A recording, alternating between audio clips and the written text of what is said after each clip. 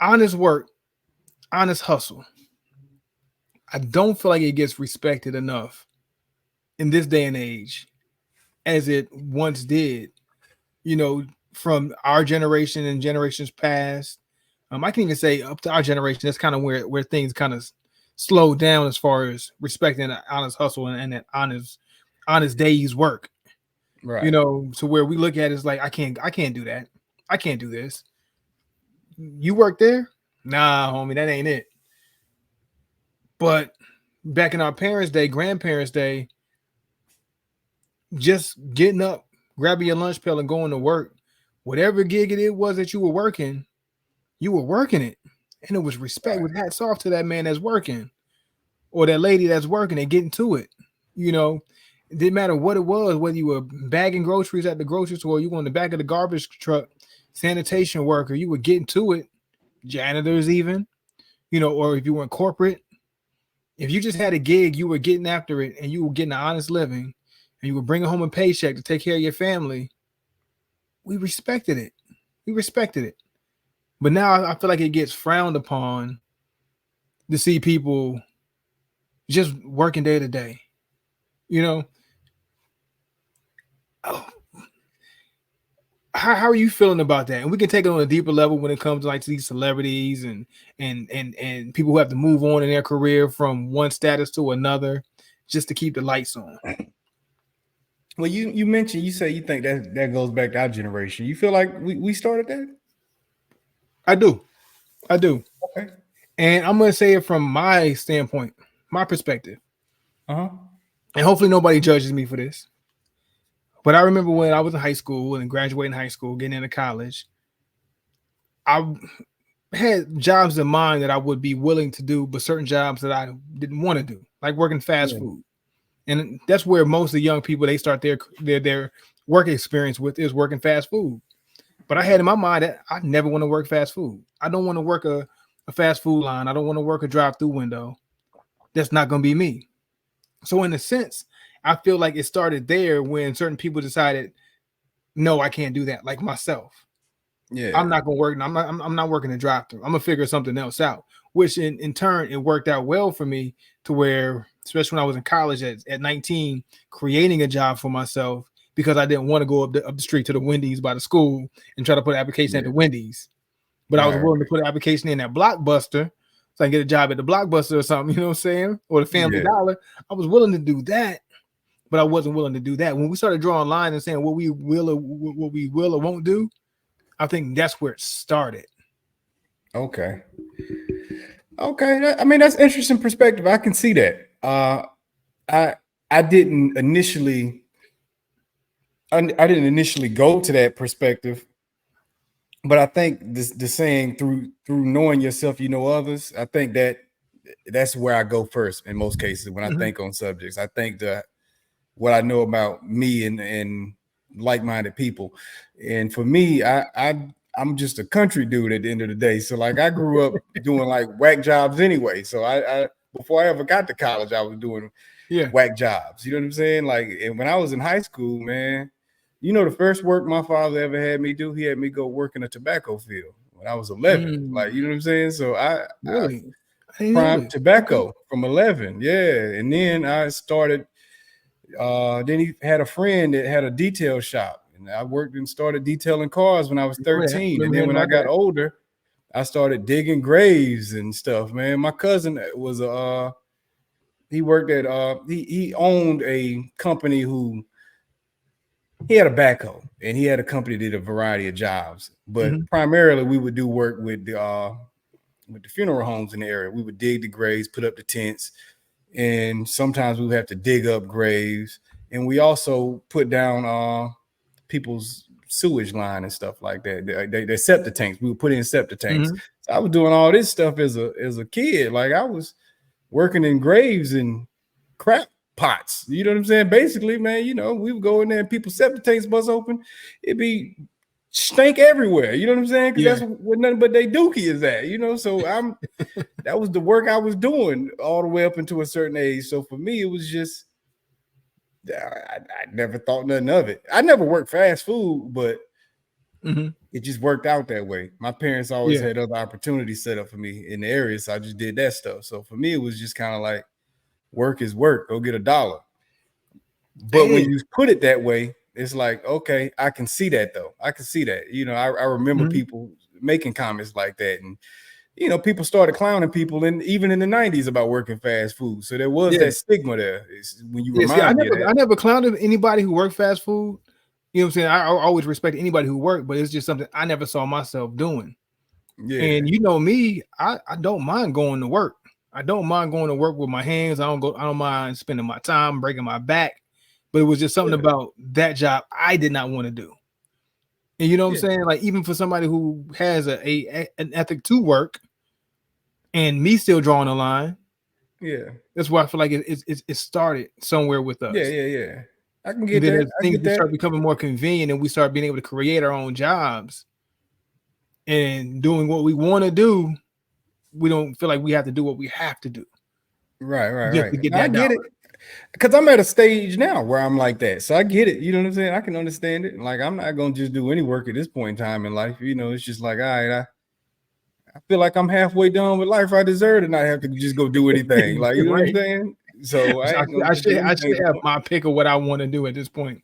But Yeah, the scary part is like is we're at that point of working over 20 years, almost 30 years of working to where we yeah, are at that point now where we can have that say. But you got kids who are 15, 16, 20 years old talking about what they're not going to do, and it's their list is a lot longer than mine. yeah. I literally had one thing on my list I said I wasn't going to do. It was work fast food. You just didn't want to be Anything else? cooking. Yeah. Yeah, I just didn't want to be. I didn't want to be wearing a Wendy's uniform, jersey, or whatever they Yeah. call it, or McDonald's joint. I didn't want to do that. I didn't want to wear the brown shirt with the whatever. I Yeah. didn't want to. I just didn't want to do that. Right. So that was my one list, or my one item on the list. But now with these people that their laundry list, their list is like a laundry list of just a bunch of jobs that they just won't do. I UPS, can sign see me it. up. Post office, sign me up. Whatever it is, we got to work in a warehouse factory, whatever. Yeah. Work in the lobby or at a hospital. Sign me up. Yeah. Hey man, how you get Yeah. that gigs? Hook me up with it. Right. Yeah. Shoot, I done worked in factories and stuff like that before, man. But Factories, yeah. but it is interesting though that you say that, man, because now it does seem like there's a lot of people that look down on it. You got this type of job, ew, like even UPS, people look down on UPS right up until they came out and started stunting on everybody, saying, look what we See paying our what we're people. doing, yeah. But up until that moment, they look down on it, like They look down on, but before then, people were clamoring for a job at UPS. You talking about early 2000s and before? yeah, Shoot, let me get a job at UPS. That's what I was trying to do. yeah. I was trying to beat UPS door down to get a job over there. Yeah, yeah. The people, and especially it seems that you see it in that dating world. Where a lot of women are saying what they They got can't their be with when it standard. comes to a man. Yeah, it's like You 20, they can't have a 22. guy that's working this type of job, or if Yeah. he don't make this amount of money, and it's like, all right, that sound good. A young 22-year-old, she want to do who ain't working here, ain't working there. He got to be working here or making this amount of money. You're 22. That man Yeah, at 23, 22, 21. It's he gonna got take a time. whole staircase to climb in life. You got Like, you know what I'm yeah. saying? You got a lot of grinding to do, homeboy. You know Yeah, what I'm saying? So you better be patient with what that man doing. You know what I mean? Like we all get to a point to where we live more comfortable in life, but we had to go through the rigmarole of odd jobs, working this job and that job and this job and that job, to where you finally demand a certain thing, or you require a certain thing of yourself because you went through the grind already. You went through the struggle and the hustle to get to that certain point. So let me take this a step further. How do yeah, you feel when, say, somebody was an artist and they were doing a thing, or they were an actor, or they were a sports player, and they go back to work and they're just working a 9 to 5, yeah. and somebody said they fell off. Oh, you fell off because you working this job, you working this gig. Instead of looking at it like they're working, and they're just working to work, why does it have to be you fell off? I got to work. I still bills don't stop. So how do you feel about that? Yeah, that's the ridiculous stuff. That's an unfair standard that people put on former celebrities or artists or actors or whatever else. Because as we're learning in the world today, anyway, as all this information comes out, we're learning a lot of these people ain't making the money that you thought they were making. They're getting cheated out of a lot of that money. So now when they actually aren't active in that industry anymore, it's not over. Like you say, I got bills, I got a standard of life, I got things to do, I got things that need to be paid.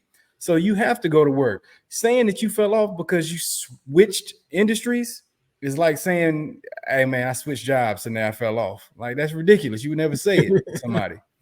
Yeah. If they got fired or laid off, you wouldn't say, hey man, you fell off because you went to a new job. You just wouldn't say it. So that's what we're doing to these people when you say they can't go find another form of income because the music business ain't working no more for them, or they chose to leave. You never know. A lot of people dealing with bad contracts. They just choose, hey man, I'm done with this. This is some bull. I'm done with it.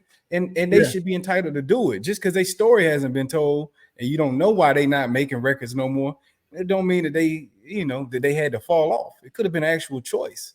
I seen some stuff in this game. I'm out. Like, you know what I'm saying? I'm done with it. Yeah, I don't need to be a part of that, or the game ain't what I thought it was going to be, or these snakes are reaching in my pocket and taking my money. I'm doing all of this work for them, and I'm seeing this, and they seeing that. They getting rich off of me. No, you ain't not no more. You ain't getting rich off of me no more.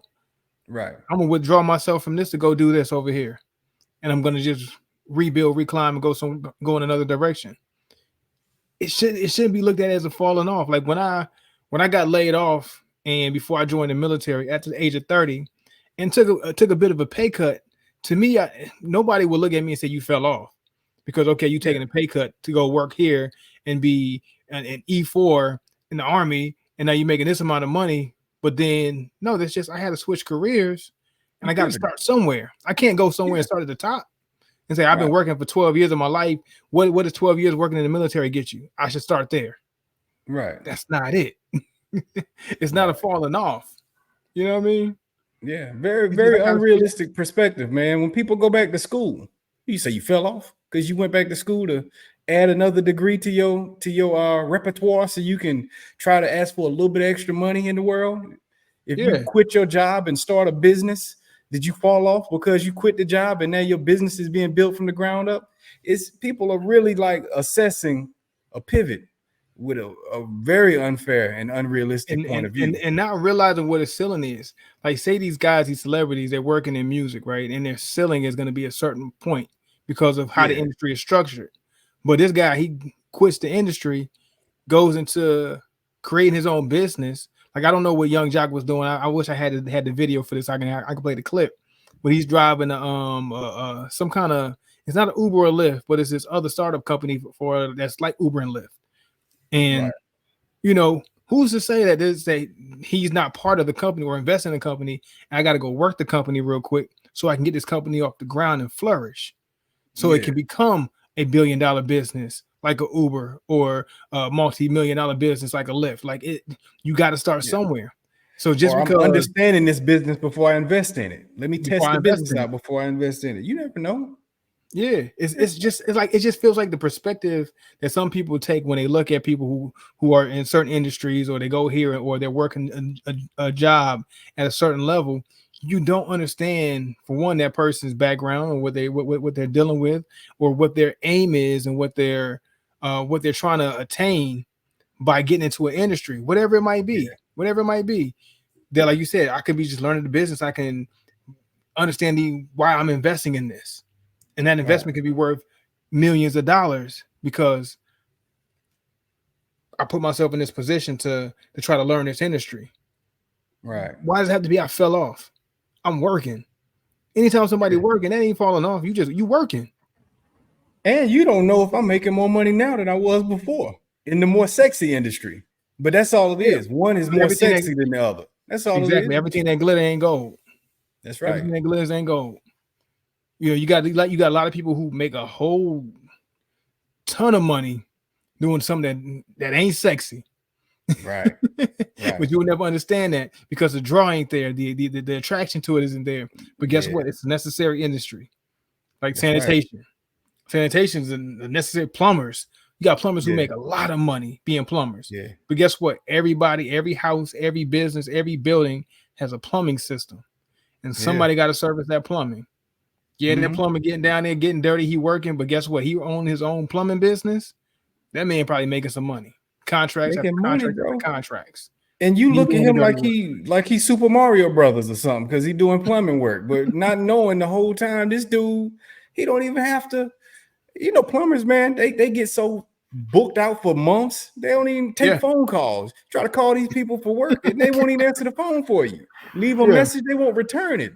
They are making bread. I'm but you're looking at them like, here we go, and like they're Mario, and you just ain't got no respect for it. They getting paid. Like, we really gotta, like you said, we gotta stop looking at the stuff that looks like it's shiny and thinking that it's actually valuable. Because some of it's fool's gold. A lot of it's fool's gold. But people get caught up in the allure of it. I like that. Fool's gold. Costume jewelry.